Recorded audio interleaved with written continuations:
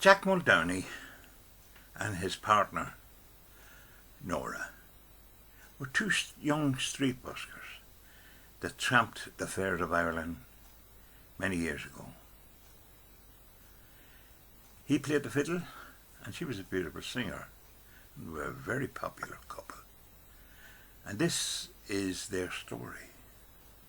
It's called Ballyvaney Fair.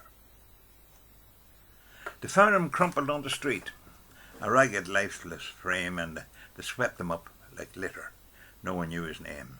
A smile was on his cold grey face, a fiddle by his side. Muldowney had been smiling, remembering when he died, remembering there was a time long, lonely years away, when life for Jack Muldowney had been right and fine and gay.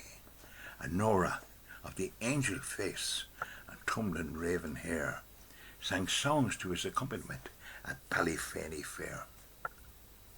Her voice, a living echo of the angel's voice above, could fill a town with sweetness when she sang a song of love, or move a man to madness when she glorified the green.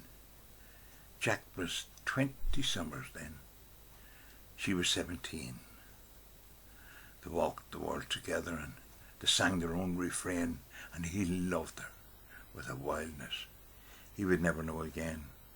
His life, his queen, his glory, and of all who gathered there, Muldowney was the proudest man at Ballyvaney Fair. Their fame spread out the country wide.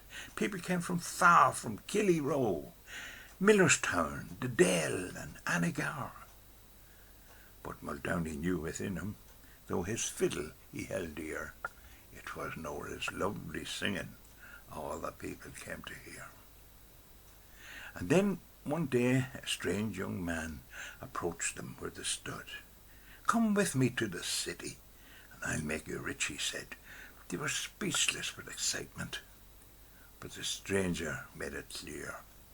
He didn't want Muldowney, he only wanted her.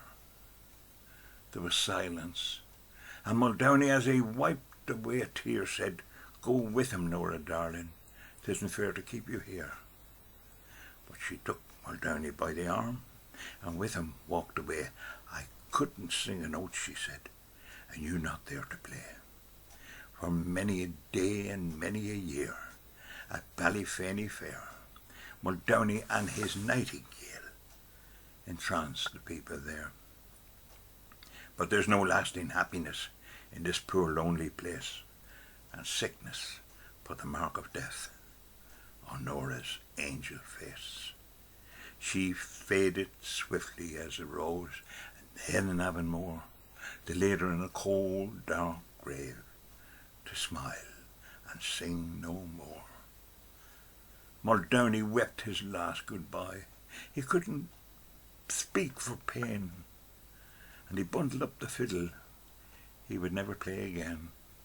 He left that grave in Avonmore to face the world ahead, in grief and gloom and loneliness, to beg his daily bread, weeping and remembering the one who wasn't there. He never showed his face again at Ballyvaney Fair, till they found him crumpled on the street, a ragged, lifeless frame, and they swept him up like litter, because no one knew his name. A smile was on his cold grey face, a fiddle by his side. Muldowney had been smiling and remembering when he died. But the spirit of eternal love can't crumble in the clay, and the joy of everlasting song can never fade away. And somewhere in the darkness, where the endless times begin, there's a ragged angel singing to Muldowney's violin. Thank you for listening.